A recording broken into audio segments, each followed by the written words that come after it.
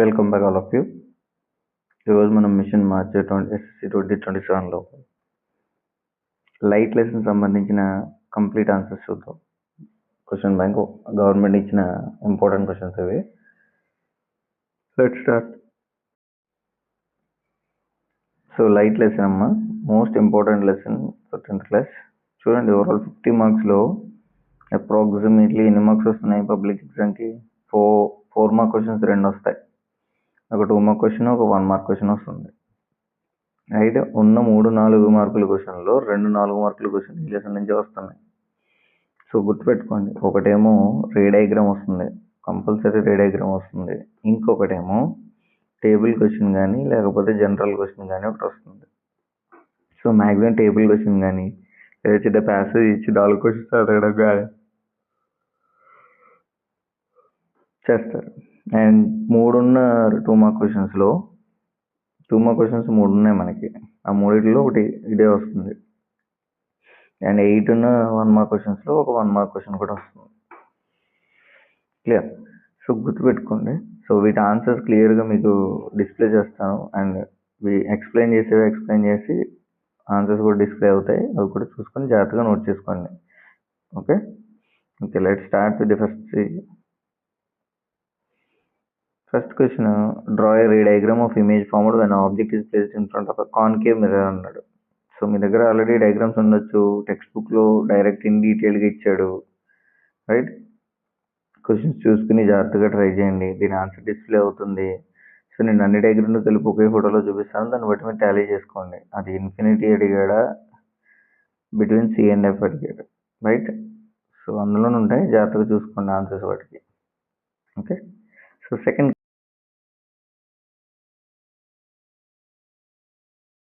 Question.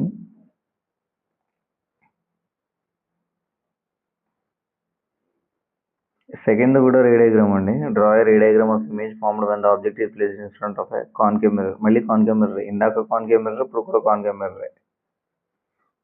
Okay, beyond C, at C. ఇవి కూడా రే diagrams display అవుతాయి, ఒకసారి చూడండి. And next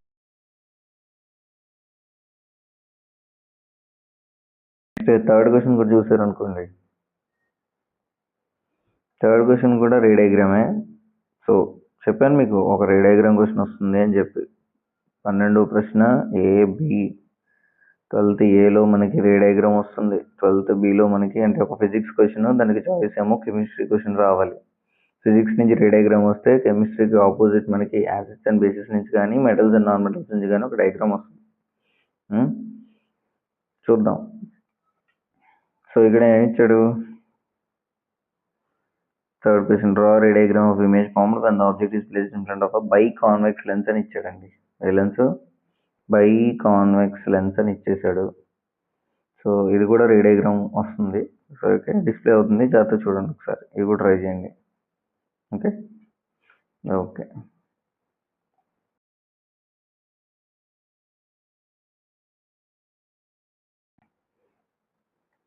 next fourth question.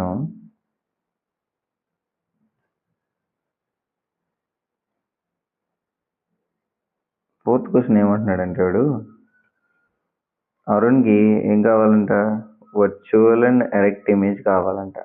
Virtual image, erect image. Real and inverted కాదు, virtual and erect image బాబు. అంటే race రియల్గా meet అవ్వకపోతే మనం వెనక్కి బ్యాక్వర్డ్ ఎక్స్టెండ్ చేసుకుంటే మనకి ఇమేజ్ అనేది ఫామ్ అయింది కదా, ఆ టైప్ ఆఫ్ ఇమేజ్. కాన్కేవ్ మిర్రర్లో అయితే మనకి P దగ్గర F దగ్గర పెడితే మనకి వర్చువల్ అండ్ డైరెక్ట్ ఇమేజ్ వచ్చింది. కాన్వెక్స్ మిర్రర్లో మనం ఎక్కడ పెట్టినా అదే ఇమేజ్ వస్తుంది కాబట్టి ఎనీవేర్, ఎందుకంటే అక్కడ రియల్ ఇమేజెస్ ఫామ్ అవ్వ. కాన్కేవ్ లెన్స్లో కూడా same, anywhere. What about convex lens? Concave లెన్స్లో ఎనీవేర్ రాసాం, బట్ ఇక్కడ పోల్ ప్లేస్లో అక్కడ ఆప్టికల్ సెంటర్ ఉంటుంది. Optical centre and focus F1. Clear? So ఈ ఆన్సర్ కూడా డిస్ప్లే అవుతుంది, ఒకసారి చూసుకోండి, డీటెయిల్గా రాసుకోండి. So next question, fifth question.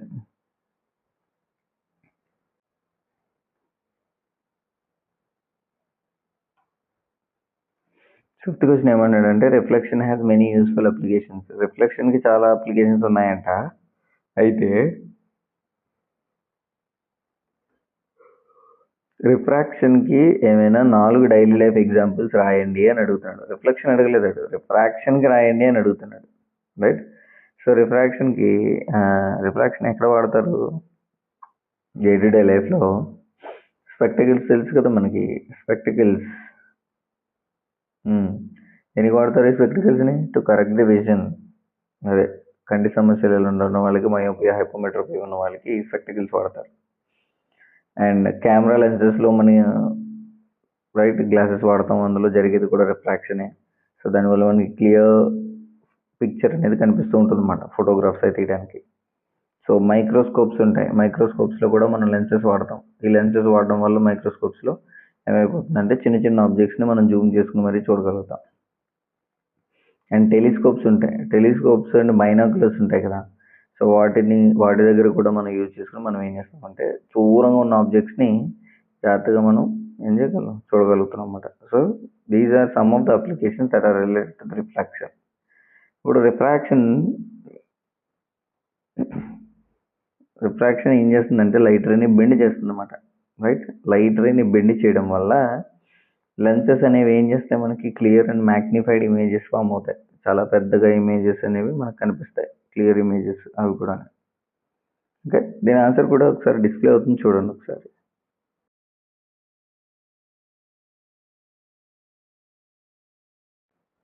So next 6th question. So question number 6. So glass lab activity చేసిన తర్వాత అంట, after performing an experiment on reflection through glass lab, హెనాక్ అని అతను ఉన్నాడంట. వాడు 2 స్టేట్మెంట్లు చేశాడు.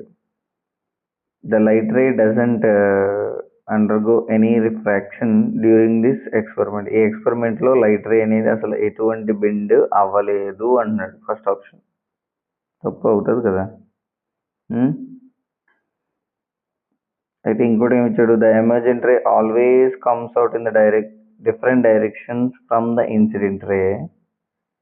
ఓకే, 2 వచ్చాడు. ఈ రెండిట్లో ఇప్పుడు హనుక్ క్లాస్మేట్, హనుక్ ఫ్రెండ్ ఉంటాడు కదా, ఆ ఫ్రెండ్ క్వశ్చన్ తయారు చేసి సో వాడి తప్పు వాడు తెలుసుకునేలా చేయాలి అని చెప్పి మనం అనుకున్నాడట. సో అందుకోసం మనోడు క్వశ్చన్స్ అడిగాడు. ఏంటి ఆ క్వశ్చన్?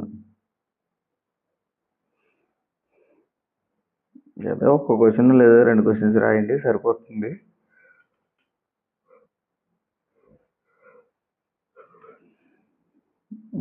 ఏం రాస్తారు?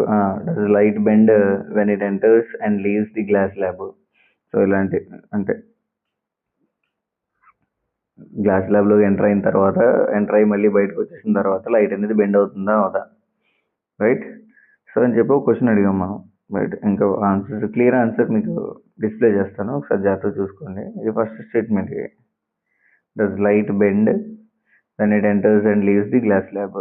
సో సెకండ్ స్టేట్మెంట్కి the emergent ray always comes out in a different direction from the incident ray. Is the emergent ray parallel to the incident ray? Right. Is the emergent ray parallel to the incident ray అని చెప్పి question అడిగారు అనుకోండి. So answer ఏమైపోతుంది, the emergent ray is parallel to the incident ray but it is laterally displaced అని రాసుకోవచ్చు మనం కావాలంటే. Answer మీకు డిస్ప్లే అవుతుంది, చూడండి ఒకసారి. So next question.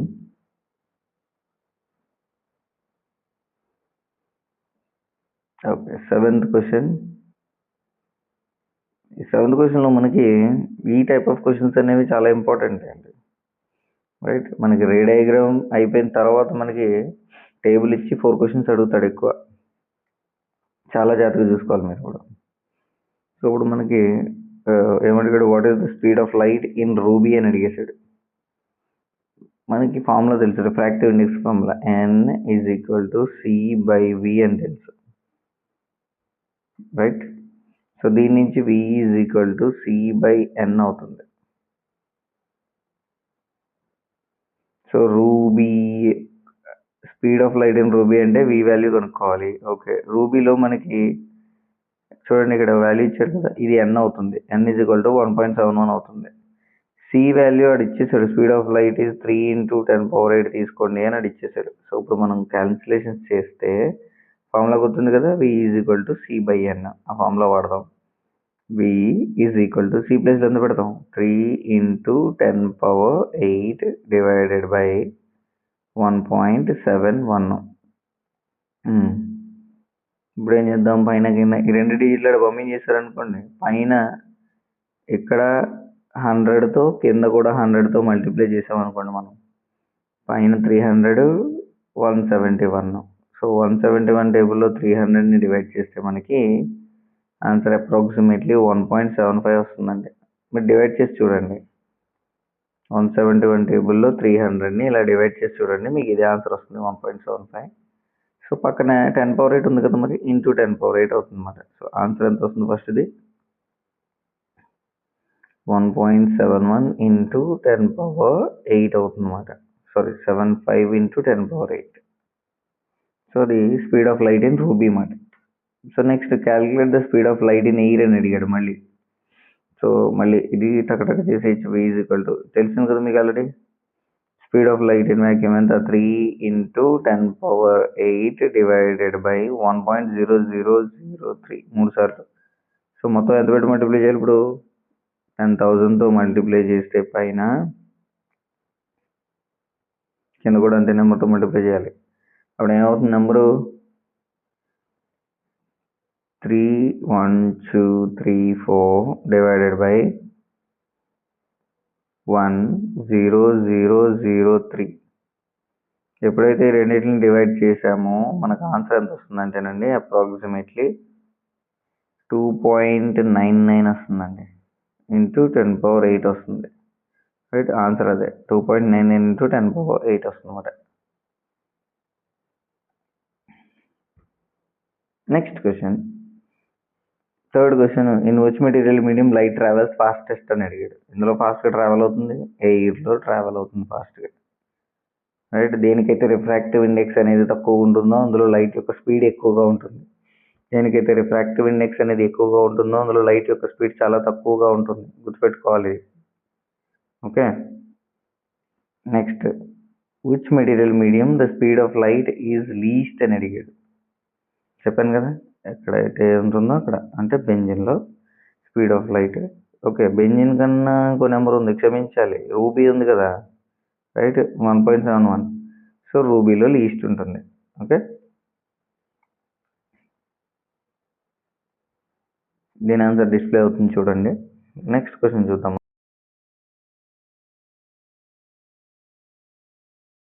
మనం. సో 8th క్వశ్చన్,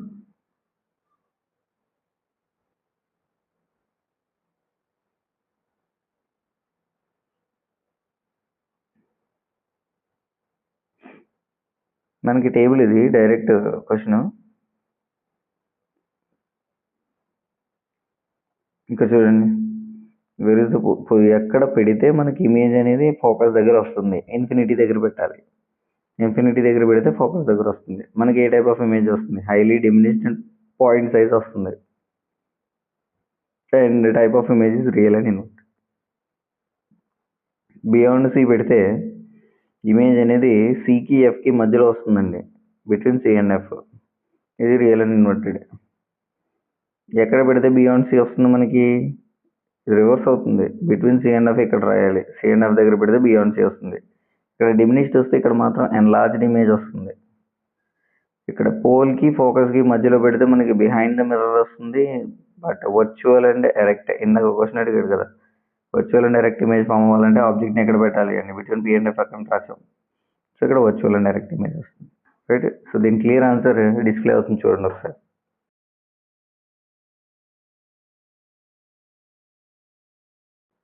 సో ఇక్కడతో మనకి 4 మార్క్ క్వశ్చన్స్ అయిపోయాయి. ఇప్పుడు 2 mark questions చూసామనుకోండి, 1 by 1.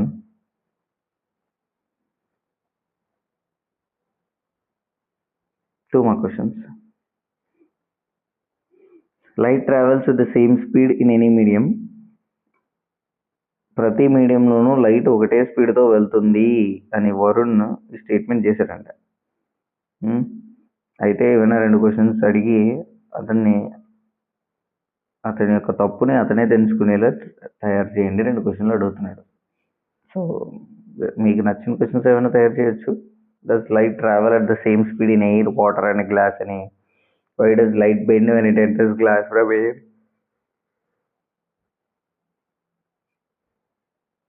If the speed remains the same.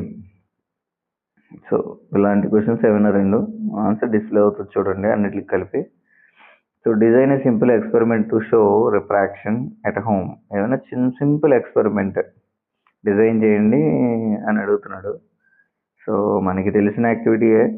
చిన్న గ్లాస్ టంబ్లర్ తీసుకుందాం, అందులో వాటర్ వేయండి, వాటర్లో పెన్సిల్ పెట్టండి. So materials required is this and the procedure is this. Fill the glass with water and place a pencil in the water. Observe the pencil from the side. So ఏమైపోతుంది, pencil అనేది మనకి కొద్దిగా bend అయి కనిపిస్తుంది అనమాట. So light అనేది bend అవుతుంది when it passes from one medium to another medium. దీన్ని మనం ఏమంటాం, రిఫ్రాక్షన్ అంటాం. That's it, right. So simple ప్యాటర్న్లో అయిపోతుంది, simple experiment. So next third question. Why do we prefer a convex mirror as a rear view mirror in vehicles? ఇది exercise question అమ్మా, exercise క్వశ్చన్స్లో ఉంది, right. Answer ఇప్పుడు convex మిర్రర్ని rear view mirror అంటే బండి side అద్దాలు ఉంటాయి కదా, వాటిలో ఎందుకు వాడతారో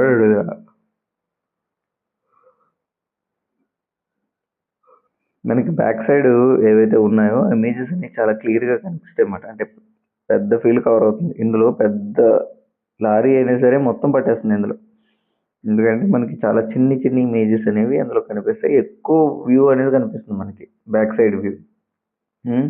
అండ్ ఆల్సో ఇక్కడ ఫామ్ అయ్యే images virtual, erect and diminished images, అంటే చిన్ని ఇమేజెస్ ఫామ్ అవుతాయి.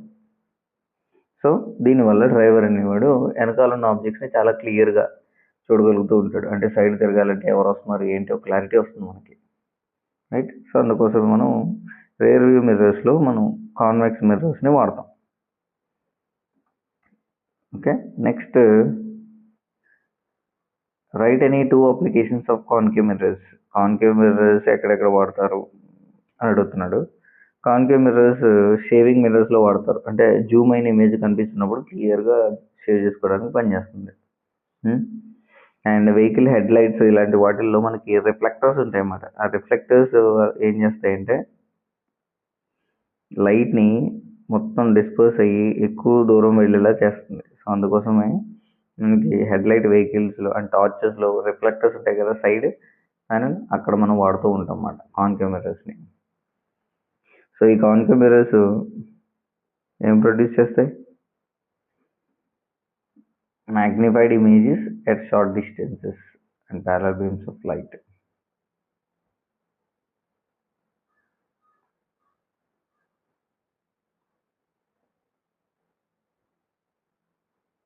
సో నెక్స్ట్ క్వశ్చన్ ఏం అడిగాడంటే ఈ కాన్వెక్స్ మిర్రర్ని ఎక్కడ వాడతారని అడిగాడు. నాకు కాన్కేవ్ అడిగాడు, కాన్వెక్స్. ఈ కాన్వెక్స్ మిర్రర్ని మనం వెహికల్స్ యొక్క రియర్ వ్యూ మిర్రర్స్లో వాడతాం ఇందాకదే. అండ్ ఇంకొకటి ఏమైనా రాస్తే మనకి షాప్స్లో సెక్యూరిటీ మిర్రర్స్ ఉంటాయి, బ్యాంక్స్లో అండ్ హాస్పిటల్స్లో కూడా ఉంటాయి అన్నమాట. సో ఇలాంటి సెక్యూరిటీ మిర్రర్స్లో కూడా మనం ఈ కాన్వెక్స్ మిర్రర్స్ని వాడుతున్నాం. అండ్ లాస్ట్ 2 మార్క్ క్వశ్చన్స్లో లాస్ట్ది predict and write about the world without lenses లేకుండా ఈ ప్రపంచాన్ని ఊహించుకుంటే రైట్ ఎలా ఉంటుంది ఊహించి చెప్పండి అని అడుగుతున్నాడు. లెన్సెస్ లేకుండా ఉంటే మనం కళ్ళజోళ్ళు వాడలేము, రైట్. స్పెక్టకిల్స్ ఉండవు, కెమెరాస్ ఉండవు, అంటే కెమెరాస్ అనేవి క్లియర్ పిక్చర్స్ని తీసుకోలేవు, మైక్రోస్కోప్స్ అండ్ టెలిస్కోప్స్ పనిచేయవు, రైట్.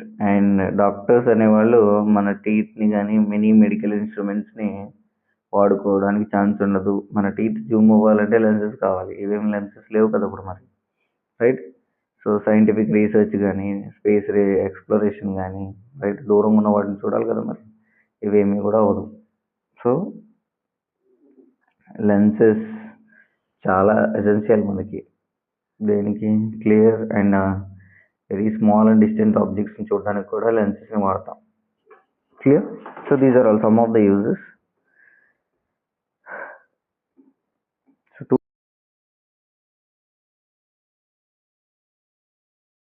మార్క్ క్వశ్చన్స్ అయిపోయినాయి. పర్ఫెక్ట్ ఆన్సర్స్ మీకు డిస్ప్లే అవుతాయి, చాప్టర్ చూసుకోండి. నెక్స్ట్ 1 మార్క్ వెళ్ళిపోదాం మనం. Coming to the 1 mark questions.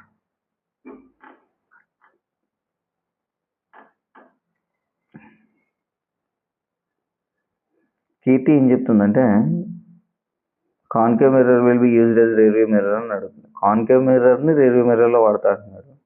Vasu convex mirror మాత్రమే రియర్ వ్యూ మిర్రర్లో వాడుతున్నా అంటున్నారు. పైన అందరూ ఆల్రెడీ ఏంటిది convex mirror is used as a rear view mirror in vehicles. ఎందుకు? It provides a wide field of view and form erect images. ఎంత పెద్ద ఆబ్జెక్ట్ అయినా సరే చిన్న అద్దంలో పట్టేసి మనకి క్లియర్గా కనిపిస్తుంది కాబట్టి మనం కాన్వెక్స్ మిర్రర్స్ని వాడతాం. Next question. I'm a point on the lens when a light ray passes through me I will not deviate. Who am I? లెన్సెస్లో ఒక పాయింట్ ఉంది, ఇక్కడ ఆబ్జెక్ట్ ఉంది, ఇక్కడ ఫోకస్ F1 అండ్ ఇక్కడ 2F1 ఉంది. ఇందులోంచి లైట్ రే వెళ్ళదు, ఇందులోంచి లైట్ రే వెళ్తే బెండ్ అయ్యి అలా వెళ్ళిపోతుంది.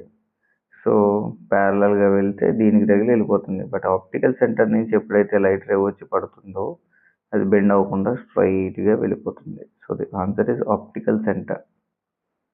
క్లియర్? నెక్స్ట్ ఈ మోడల్ క్వశ్చన్స్ అనేవి చాలాసార్లు అడుగుతున్నాడు. Find the radius of curvature of a convex mirror whose focal length is 16 centimeters.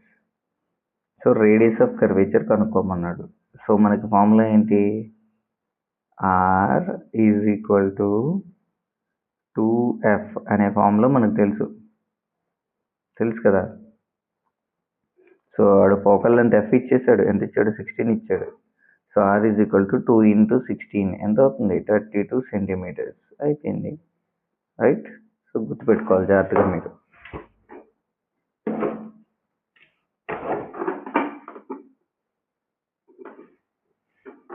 Okay, last and final 1 mark question. The power of a convex lens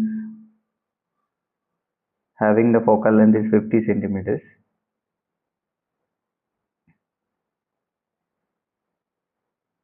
power కనుక్కోవాలి ఇప్పుడు మనం. ఒకసారి Zoom చేసుకుని formula ఏంటి?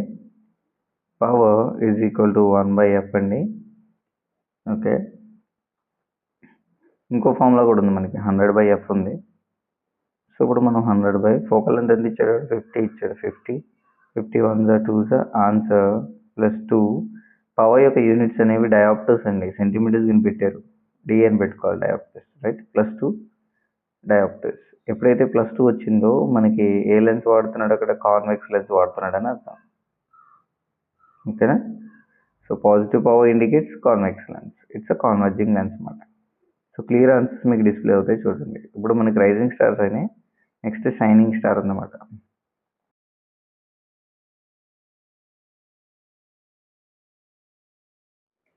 Shining స్టార్లో 4 mark క్వశ్చన్స్. మళ్ళీ ఇక్కడ ray diagrams ఇచ్చాడు. సో ఏ రే డయాగ్రామ్ ఇచ్చాడు? బై కాన్వెక్స్ లెన్స్లో మనకి బియాండ్ 2F1 కానీ అట్ 2F1 కానీ రెండు అడిగాడు మనకి బై కాన్వెక్స్ లెన్స్లో. సో ఈ రెండు రే డయాగ్రామ్స్ మీకు డిస్ప్లే అవుతాయి చూడండి ఒకసారి.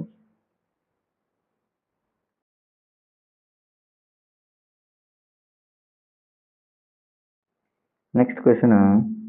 Draw the ray diagram of image formed when the object is placed in front of by convex lens అడిగాడు మళ్ళీ. అదే లెన్స్ పొజిషన్స్ మారే, object between F1 and 2F1 at F1, right? ఇందాక ఎట్ 2F1, ఇప్పుడు at F1. Clear?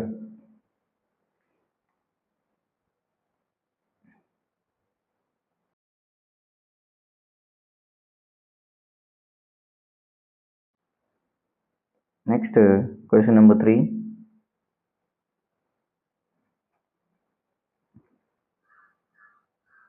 Question number 3.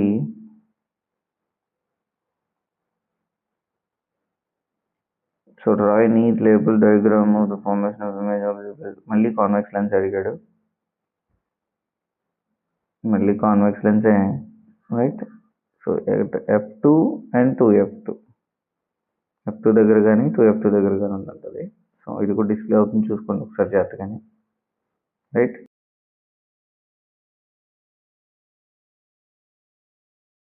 So fourth question మనకి రే diagram అడగలేదండి వాడు. మీరు జాగ్రత్తగా అబ్జర్వ్ చేస్తే ఫోర్త్ క్వశ్చన్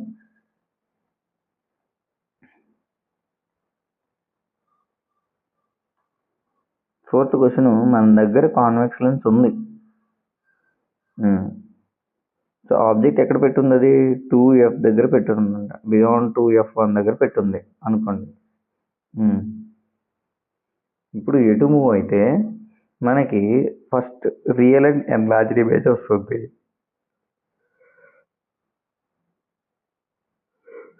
రియల్ ఇమేజ్ కావాలి, ఓకే, బట్ పెద్ద ఇమేజ్ కావాలి.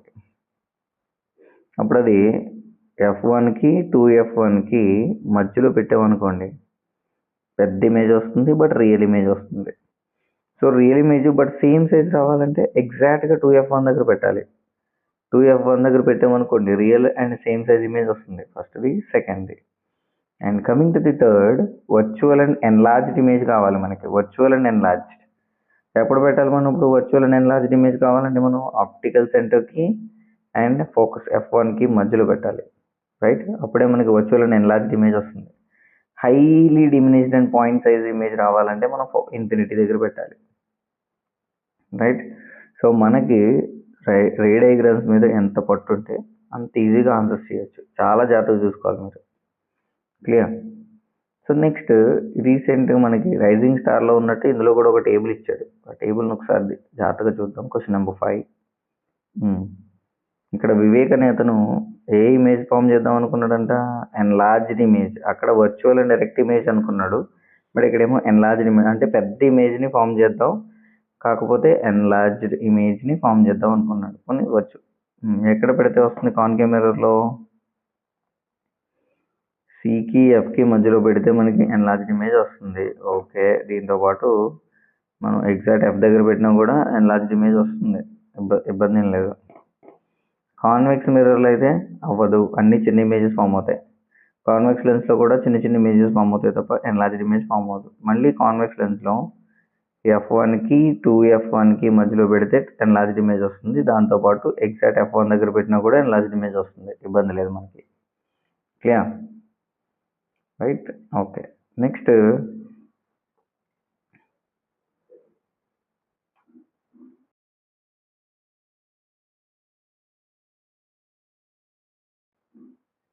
Question number 6. ఇది ఆల్రెడీ మనం రైజింగ్ స్టార్లో చూసిన క్వశ్చనే. 6th క్వశ్చన్ ఏమి ఇచ్చాడు? Refraction has many useful application. చాలా అప్లికేషన్స్ ఉన్నాయి, ఏదైనా ఒక ఎగ్జాంపుల్ రిఫ్రాక్షన్కి డైలీ లైఫ్ అప్లికేషన్స్ రాయండి అని అడుగుతున్నాడు. రిఫ్లెక్షన్ కాదు, రిఫ్రాక్షన్కి రాయండి అని అడుగుతున్నాడు. చెప్పుకున్నాం కదా, spectacles, camera, microscope, telescopes and binoculars, right. Very good. Next, coming to the 7th.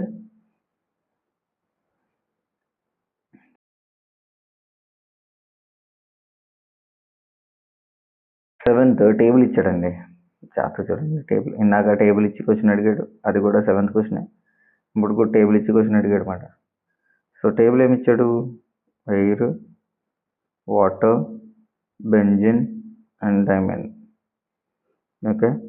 So first question, in which material medium light travels faster. ఎక్కడ ఫాస్ట్గా వెళ్తుంది? దేని యొక్క లైట్ స్పీడ్ ఎక్కువ ఉందో చూసుకోండి. 3 లక్షలు, 3. సో ఎయిర్లో చాలా ఫాస్ట్గా వెళ్తుంది. So second question, in which material medium does light travel with least speed. ఇదే డైమండ్, రైట్. ఫాస్ట్గా ఎయిర్లో, లీస్ట్ డైమండ్లో. In which material medium has the least refractive index. దేనికి రిఫ్రాక్టివ్ ఇండెక్స్ తక్కువగా ఉంటుంది? ఎయిర్కి లీస్ట్ ఉంటుంది అన్నమాట. ఎక్కడైతే లైట్ యొక్క స్పీడ్ ఎక్కువ ఉంటుందో అక్కడ దానికి రిఫ్రాక్టివ్ ఇండెక్స్ తక్కువ ఉంటుంది. Calculate the refractive index of benzene అని అడిగాడు. బెంజిన్ యొక్క రిఫ్రాక్టివ్ ఇండెక్స్ కనుక్కోండి అని అడిగాడు. సో మనకి తెలిసింది రాద్దాం. ఫార్ములా తెలుసు కదా మనకి, N is equal to C/V. C value ఎంత? 3 × 10⁻⁸. 3 into 10 power 8 divided by benzene direct ఇచ్చేసాడు 2 into 10 power 8 10 power 8 10 power 8 cancel 3/2. So 2 టేబుల్లో మనం 3ని డివైడ్ చేస్తే 1 జా 2 మైనస్ చేస్తే 1 వస్తుంది. పాయింట్ పెట్టుకుంటే 0 2 టేబుల్ 5 times 10 0 అంటే ఆన్సర్ ఎంత వచ్చింది 1.5. So refractive index of benzene ఎంత వచ్చింది మనకి 1.5. రిఫ్రాక్టివ్ ఇండెక్స్ యూనిట్స్ ఉండవండి because it is the ratio of same kind, right. పైన speed of light unit metre per second divided by metre per second రెండు cancel అయిపోతాయి కాబట్టి రిఫ్రాక్టివ్ ఇండెక్స్కి units ఉండవు. Clear. So refractive index of benzene 1.5. మీకు answer క్లియర్గా కనిపిస్తుంది, చూడండి ఒకసారి.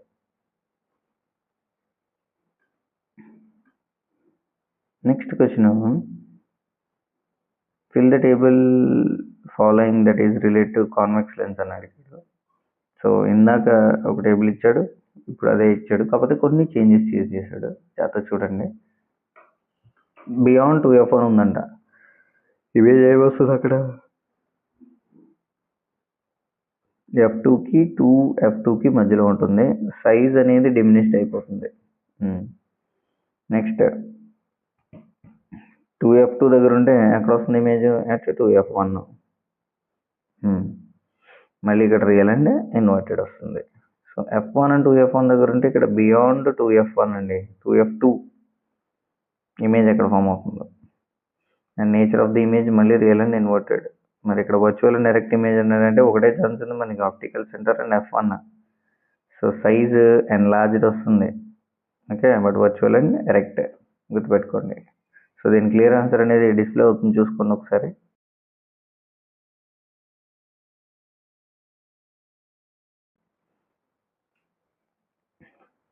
సో నెక్స్ట్ మనకి 2 మార్క్ క్వశ్చన్స్ ఎంటర్ అయ్యాయి. So coming to the 2 mark questions. First question, Raju, the speed of light in benzene is greater in air. Rani, the speed of light in air is greater than in benzene. రాజు ఏం చెప్తున్నాడంటే బెంజిన్లో ఎక్కువ speed of light అని చెప్తున్నాడు. రాణి ఏం చెప్తుందంటే ఎయిర్లో ఎక్కువ ఉంటుంది benzene కంటే అని చెప్తున్నారు. ఎవరి స్టేట్మెంట్ కరెక్ట్ అంటే రాణి గారి స్టేట్మెంట్ కరెక్ట్, రైట్. ఎందుకు? Light travels faster in air than compare to the remaining అన్ని మీడియంస్లో కన్నా. First vacuum, second place air వస్తుంది. మనకి రిఫ్రాక్టివ్ ఇండెక్స్ ఆఫ్ బెంజిన్ అనేది చాలా ఎక్కువ ఉంటుంది కాబట్టి, రైట్. సో లైట్ యొక్క స్పీడ్ అనేది తగ్గిపోతుంది, okay. So next second question చూసారనుకోండి, speed of light doesn't depend on refractive index of medium. Formulate 2 probing questions. Speed of light refractive index మీద డిపెండ్ అవ్వదు అని వీడు అంటున్నాడు అశోక్. సో మనం 2 క్వశ్చన్స్ తయారు చేసి వాడు చెప్పింది మిస్టేక్ అని చెప్పి మనం ప్రూవ్ చేయాలి. అందుకోసం అన్న 2 క్వశ్చన్స్ తయారు చేయమన్నాడు. Does light travel at the same speed in air, water and glass. ఇదే సేమ్ క్వశ్చన్ ఇందాక వచ్చినట్టుంది. Why does light bend when it enters glass from air and it speed doesn't change. So same type of questions. ఇందాక మనం వాళ్ళ friend activity రాశారు కదా, అది glass lab activity చేసినప్పుడు అందులోంచి లైట్ రే వెళ్ళదు, ఎటువంటి బెండ్ అవ్వదు అని చెప్పి అక్కడ ఒకటి చెప్పాడు. అక్కడ ఏ క్వశ్చన్స్ రాశారో ఏ క్వశ్చన్స్ ఇక్కడ రాసేసి ఇబ్బంది లేదు, ఓకే. మీకు ఆన్సర్ డిస్ప్లే అవుతుంది, ఒకసారి ట్రై చేయండి. సో ఇక్కడ థర్డ్ క్వశ్చన్ ఏమంటున్నాడంటే అండి, చాప్టర్ చూడండి. Third question, invent a device. ఒక డివైస్ని కనిపెట్టండి that uses concave mirror for daily life. Concave మిర్రర్ని వాడుకుంటుంది అది, దాని పర్పస్ కూడా రాయండి అని అడుగుతున్నాడు, రైట్. సో ఏ మిర్రర్ అది? సో కాన్కేవ్ మిర్రర్ని వాడుకుని ఏం వాడతారంటే, ఇప్పుడు డివైస్ పేరు డెంటల్ మిర్రర్ తీసుకోవచ్చు మనం, dental mirror. So device name ఏంటి? Dental mirror. మరి దాని పర్పస్ అడిగాడు కదా, మరి దాని పర్పస్ ఏంటి? సో దీన్ని యూజ్ చేసి మనకి డాక్టర్ ఏం చేస్తాడంటే టీత్ దగ్గరలో పెట్టి, అంటే దాని యొక్క ఇమేజ్ని పెద్ద సైజ్ చేసుకుని చూస్తారన్నమాట, right. So to obtain a magnified image of teeth, అంటే పెద్ద ఇమేజ్ కనిపిస్తుంది మన టీత్ యొక్క. సో దానికోసం, రైట్, ఫర్ ఎగ్జామినేషన్. ఎందుకంటే concave mirror produces virtual erect and enlarged image form అవుతుంది కాబట్టి ఎప్పుడు ఆబ్జెక్ట్ అనేది మరీ క్లోజ్గా ఉంటే, ఎవరికి మిర్రర్కి క్లోజ్గా ఉంటే మనకి మ్యాగ్నిఫైడ్ ఇమేజ్ అనేది ఫామ్ అవుతుంది, enlarged virtual direct image form అవుతుంది. అందుకే మనం ఏం చేసాం, మనం ఇక్కడ డెంటల్ మిర్రర్స్ని టీత్ పక్కనే పెట్టేసాం అన్నమాట. పక్కనే పెడితే దగ్గరగా ఉండే ఆబ్జెక్ట్ అనేది ఇమేజ్ అనేది చాలా పెద్దగా కనిపిస్తుంది అన్నమాట. Okay okay next 4th question చూడండి. How would you use refraction to make small object appear larger? So refraction use చేసి మీరు చిన్న ఆబ్జెక్ట్స్ని పెద్దగా చేయాలంటే ఏం చేస్తారు అంటున్నాడు. ఆబ్జెక్ట్ని ఇక్కడ పెట్టాలి మనం. సో ఇక్కడ మనం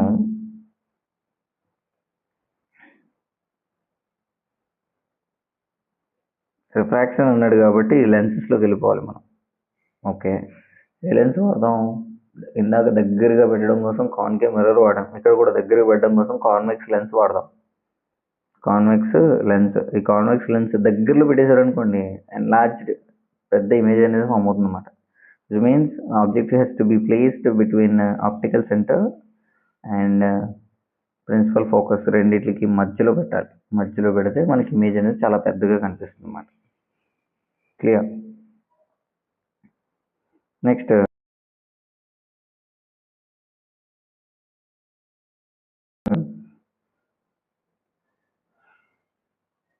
ఇది ఒకసారి చూడండి. While observing the classmates experiment with a convex lens, వాళ్ళ క్లాస్మేట్ ఏదో ఎక్స్పెరిమెంట్ చేశాడంట, థర్టు ఏ లెన్స్ తోటి కాన్వెక్స్ లెన్స్ తోటి చేశాడంట. అప్పుడు ఏం చేశారంటే వాడు image on the screen becomes larger. సడన్గా ఇమేజ్ అనేది చాలా పెద్దగా అయింది, బట్ సడన్లీ డిసపియర్స్. కొంచెం సేపు ఉన్న తర్వాత అది మొత్తం మాయమైపోయిందంట. ఎందుకంటే ఆబ్జెక్ట్ అనేది అక్కడ ఉంచకుండా కొద్దిగా ఎదురుకు జరిపెట్టాడు. అంటే ఒక చోట ఉన్నప్పుడేమో చాలా పెద్దగా కనిపించింది, ఆబ్జెక్ట్ పెద్దగా కనిపించింది. బట్ ఎప్పుడైతే కొంచెం ఎదురుకు జరిపాడో వెంటనే ఆబ్జెక్ట్ అనేది మిస్ అయిపోయింది.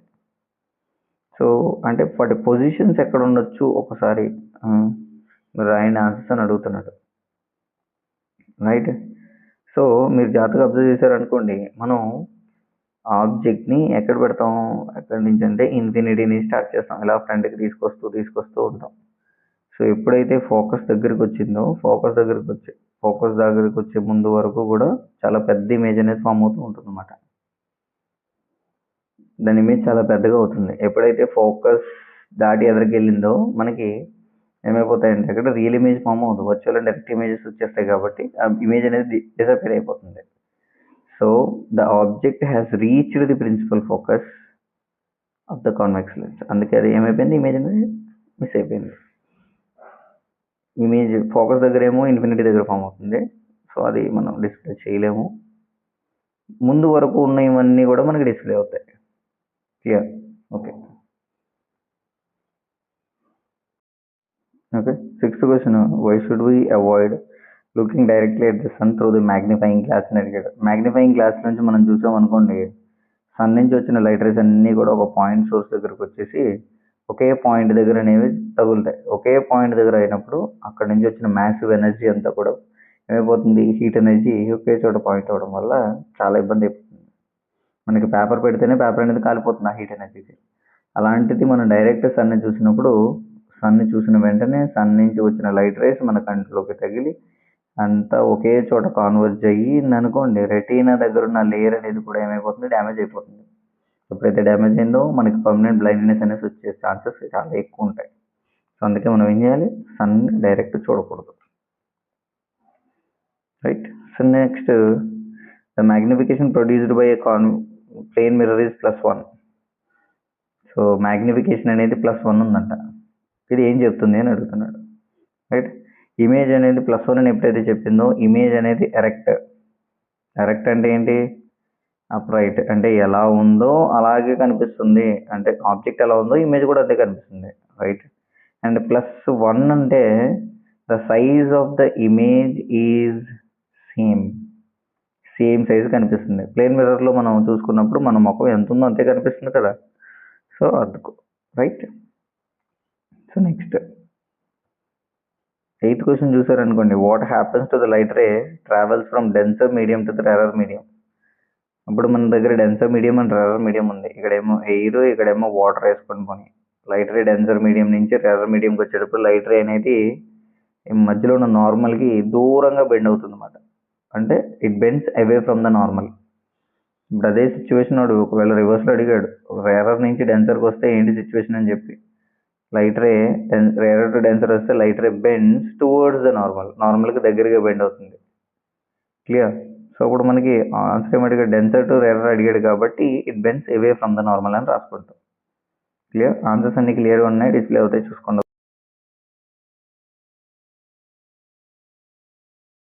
ఒకసారి.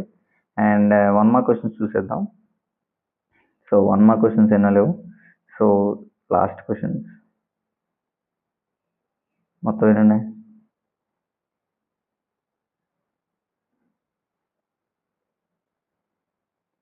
Okay, 1 mark questions. Okay, wait.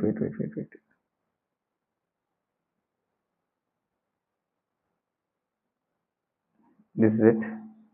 హైపోమెట్రోపియా. Okay, మారిపోయింది క్వశ్చన్స్. ఒక్క నిమిషం. ఓకే, ఇవే 6 క్వశ్చన్స్. సో రాజు రాణి మళ్ళీ ఇచ్చాడు. రాణి ఏం చెప్పింది? Speed of light in benzene is more than air, speed of light in air is more than air. నాకు చెప్పింది మళ్ళీ రాణి చెప్పిందే, ఎయిర్లోనే ఫాస్ట్గా వెళ్తుంది లైట్ యొక్క స్పీడ్. సో నెక్స్ట్ రాము ఏం చెప్పాడంటే power of my spectacles is 80 centimetres అన్నాడు. పవర్ అన్నాడు, సెంటీమీటర్స్ ఇచ్చాడు. సో ఏదైనా క్వశ్చన్ అడగండి, మనోడు మిస్టేక్ అడిగి తెలిసేలా అన్నాడు. సో ఇప్పుడు మీరు క్వశ్చన్ ఏమడుతుంటారు, is the power of lens is measured in centimetres or dioptres? ఎందుకంటే పవర్ ఆఫ్ లెన్స్ అనేది డయాప్టర్స్లో కొలుస్తూ ఉంటాం, dioptres, not in centimetres, right? So ఇక్కడ క్వశ్చన్ ఇంకోటి అడిగాడు, థర్డ్ క్వశ్చన్ ఏమడిగాడు, the power of lens is -4D. What is the nature of the lens? అంటే అది -4D ఉందంటే దాని యొక్క నేచర్ ఏంటి? మైనస్ ఉంది, minus indicates negative, power indicates concave lens. Which lens? Concave lens మాట. ఓకేనా? సో నెక్స్ట్ క్వశ్చన్, డాక్టర్ ఉన్నాడు. ఉన్నాడు. ఆ డాక్టర్ ఏం ప్రిస్క్రైబ్ చేశాడంటే, doctor has prescribed correct lens of power plus 1.5D. Doctor 1.5D lens prefer చేశారంట. అయితే ఫోకల్ లెంత్ కనుక్కోండి అన్నాడు. పవర్ ఇచ్చేసారు, focal length is equal to 1/1.5 తీసుకుందాం. సో పైన కింద మనం ఏం చేద్దామంటే ఇప్పుడు 10తో మల్టిప్లై చేస్తే పైన 10/15, 15 టేబుల్లో 10 డివైడ్ చేసి చూసారనుకోండి, మనకు ఆన్సర్ ఎంత వస్తుంది అనుకున్నారు? అప్రాక్సిమేట్లీ 0.66 వస్తుంది. Clear? Next 5th question, right lens formula అన్నాడు. లెన్స్ ఫార్ములా తెలుసు కదా మీకు, 1/f is equal to 1/v minus 1/u, right? 1/v minus 1/u. అదే ఒకవేళ మిర్రర్ ఫార్ములా అడిగితే 1/f is equal to 1/v plus 1/u అని రాస్తాం. మిర్రర్ అయితే లెన్స్ ఫార్ములా కాబట్టి 1/v మైనస్ 1/u రాసాం అన్నమాట. ఓకేనా? ఇక last and final question, magnification యొక్క ఫార్ములా రాయమన్నాడు. సో మ్యాగ్నిఫికేషన్ ఏంటి? HI/H0. m is equal to HI/H0 కానీ లేదా V/U అని కానీ. HI అంటే ఏంటి? Height of the image. H0 అంటే ఏంటి? Height of the object. V అంటే ఏంటి? Image distance. U అంటే ఏంటి? Object distance. M అంటే మ్యాగ్నిఫికేషన్. క్లియర్? సో మ్యాగ్నిఫికేషన్ ఏం చెప్తుంది మనకి? How many times the image is larger, ఎన్నిసార్లు పెద్దది ఎన్నిసార్లు చిన్నది అనే క్లారిటీ వస్తుంది అన్నమాట మ్యాగ్నిఫికేషన్ తోటి. Clear? So that's it. These are all the